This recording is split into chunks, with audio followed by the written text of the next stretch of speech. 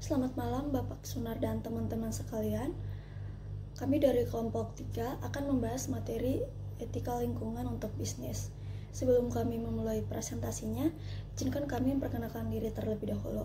Perkenalkan, nama saya Stefania Sumarnioga, nomor absen 22. Dan teman saya... Perkenalkan, nama saya Fendi Winata, absen 12. Yang pertama, saya akan menjelaskan makna dari etika dalam kehidupan sosial dan profesi. Etika dalam kehidupan sosial, dalam pergaulan hidup bermasyarakat, bernegara, hingga pergaulan hidup tingkat internasional, diperlukan suatu sistem yang mengatur bagaimana seharusnya manusia bergaul. Sistem pengaturan pergaulan tersebut menjadi saling menghormati dan dikenal sebagai sebutan sopan santun, tata krama, protokoler, dan lain-lain. Maksud pedoman pergaulan tidak lain untuk menjaga kepentingan masing-masing yang terlibat agar mereka senang, tentram, terlindung tanpa merugikan kepentingannya, serta terjamin agar perbuatan yang tengah dijalankan sesuai dengan adat kebiasaan yang berlaku dan tidak bertentangan dengan hak-hak asasi umumnya. Etika atau etimologi berasal dari bahasa Yunani, yakni ethos yang berarti watak, kesusilaan atau adat kebiasaan atau custom. Sebagai suatu subjek, etika berkaitan dengan konsep yang dimiliki individu ataupun kelompok untuk menilai apakah tindakan yang telah dikerjakan salah atau benar, buruk atau baik. Etika adalah refleksi dari apa yang disebut dengan self-control, karena segala sesuatunya dibuat dan diterapkan dari dan untuk kepentingan orang atau kelompok profesi itu sendiri. Etika secara umum dapat dibagi menjadi dua, yaitu etika umum dan etika khusus. Etika umum berbicara mengenai kondisi dasar bagaimana manusia bertindak secara etis, bagaimana manusia mengambil keputusan etis, teori-teori, dan prinsip-prinsip moral dasar yang menjadi pegangan bagi manusia dalam bertindak serta tolak ukur dan menilai baik atau buruknya suatu tindakan. Etika khusus merupakan penerapan prinsip-prinsip moral dasar dalam bidang kehidupan yang khusus. Penerapan ini bisa terwujud bagaimana saya mengambil keputusan dan bertindak dalam bidang kehidupan dan kegiatan khusus yang saya lakukan yang didasari oleh cara, teori, dan prinsip-prinsip moral dasar. Etika khusus dibagi menjadi dua, yaitu etika individual dan etika sosial.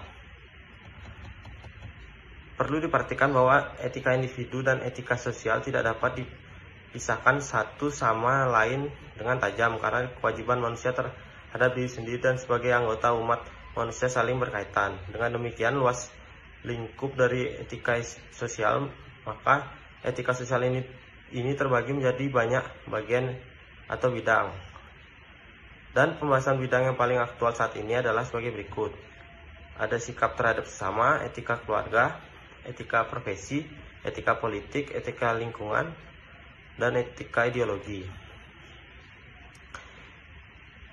Etika dalam profesi. Profesi merupakan suatu bentuk komitmen pribadi tinggi seseorang dalam hal keahlian, kemampuan, atau pekerjaan seseorang dilaksanakan sebagai mata pencaharian kehidupan pokok mengandalkan keahlian, keterampilan tinggi. Profesi mengandung 3 unsur, yaitu keahlian dan keterampilan khusus, komitmen, dan izin. Beberapa hal yang menjadi prinsip etika profesi yaitu tanggung jawab. Seorang profesional harus bertanggung jawab terhadap segala sesuatu akibat yang dapat terjadi akibat dan pekerjaan yang dilakukan. Tanggung jawab tersebut bisa ditunjukkan kepada kehidupan dan kepentingan orang lain, masyarakat, atau terhadap diri pribadi. Keadilan. Seorang profesional harus mampu berbuat adil, tidak merugikan hak dan kepentingan orang lain, memiliki integritas pribadi dan moralitas tinggi. Baik, saya akan membahas materi yang kedua, yaitu tentang solusi dari masalah sehubungan dengan etika dan profesi. Banyak terjadi kejahatan ekonomi dan kecurangan bisnis yang dilakukan oleh banyak korporasi atau pelaku bisnis dan ekonomi yang telah merugikan warga negara dalam finansial dan kepercayaan publik terhadap peranan negara dalam mengawasi dinamika ekonomi, khususnya proses produksi, eksplorasi, dan eksploitasi sumber-sumber kekayaan alam dan pelestarian lingkungan hidup. masih terjadi persaingan tidak sehat dan monopoli terhadap sektor-sektor ekonomi dengan menggunakan teori konspirasi di mana-mana. Keadilan dan demokrasi ekonomi seringkali dipraktekkan dengan mendapat sokongan justru dari penguasa negara, seperti pembebasan tanah untuk bisnis properti, kejahatan perbankan, keuangan, dan perpajakan juga sering dilakukan banyak orang, seperti penggelapan pajak, penipuan dengan kartu kredit, atau kejahatan dunia maya. Penyalahgunaan kredit dan penggelapan pajak sangat sulit diatasi, sebab selain masih rendahnya penegakan hukum, etika bisnis dan perilaku juga mengalami distorsi luar biasa. Adapun solusi dari masalah tersebut, yang pertama, untuk mengatasi kejahatan bisnis atau ekonomi yang terjadi seiring dengan perkembangan ilmu dan teknologi yang telah melahirkan revolusi industri perdagangan, perbankan khususnya korporasi dalam skala global, sebaiknya semua negara memperkuat komitmen politiknya untuk memartabatkan kegiatan ekonomi dan bisnis. Yang kedua, pemerintah harus merancang sebuah pemikiran strategik mengenai politik penanggulangan kesejahteraan bisnis secara rasional. Lembaga swadaya masyarakat menaruh perhatian penuh terhadap upaya pencegahan dan pemberantasan korupsi, tetap menekan pemerintah, terutama aparat penegak hukum, untuk menghukum siapapun seberat-beratnya bila mengganggu stabilitas. Selanjutnya, saya akan membahas contoh kasus, yaitu kasus pelanggaran etika bisnis oleh PT Megasari Makmur. PT Megasari Makmur memproduksi obat nyamuk HIT sejak tahun 1996. Obat nyamuk HIT ini dikenal sebagai produk murah dan ampuh serta diekspor ke luar negeri. Namun pada tahun 2006, produk ini ditarik dari peredaran karena mengandung zat berbahaya, propoxur dan diklorvos, yang dapat menyebabkan gangguan kesehatan seperti keracunan darah, gangguan saraf, pernafasan, serta kanker. Inspeksi dari Komisi Pestisida menemukan penggunaan bahan berbahaya dalam produk HIT semprot dan HIT cair isi ulang. Lembaga Bantuan Hukum Kesehatan melaporkan perusahaan tersebut ke kepolisian setelah seorang pembantu rumah tangga mengalami keracunan akibat menghirup obat nyamuk HIT tersebut. Dalam perusahaan modern, tanggung jawab atas tindakan perusahaan sering terbagi di antara banyak pihak. Pandangan tradisional menyatakan bahwa individu yang secara sadar dan bebas berkontribusi dalam keputusan perusahaan bertanggung secara moral. Namun, para kritikus berpendapat bahwa dalam organisasi besar, tanggung jawab lebih bersifat kolektif daripada individual.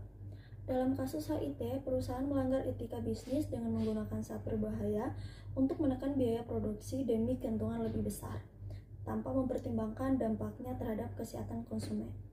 Meskipun perusahaan telah meminta maaf dan mengganti produk dengan versi yang lebih aman, mereka tetap harus mempertimbangkan risiko jangka panjang bagi konsumen. Produsen harus mengutamakan kualitas dan keamanan produk, bukan hanya harga yang kompetitif. Penyelesaian masalah yang dilakukan PT Megasari Makmur, pihak produsen menyanggupi untuk menaruh semua produk HIT yang telah dipasarkan dan mengajukan izin baru untuk memproduksi produk HIT aerosol baru dengan formula yang telah disempurnakan, bebas dari bahan kimia berbahaya. HIT aerosol baru telah lolos uji dan mendapatkan izin dari pemerintah. Pada tanggal 8 September 2006, Departemen Pertanian dengan menyatakan produk HIT aerosol baru dapat diproduksi dan digunakan untuk rumah tangga. Sementara itu, pada tanggal 22 September 2006, Departemen Kesehatan juga mengeluarkan izin yang menyetujui pendistribusiannya dan penjualannya di seluruh Indonesia. Sekian presentasi dari kelompok kami. Jika ada teman-teman yang ingin bertanya, silakan bertanya di kolom komentar. Terima kasih.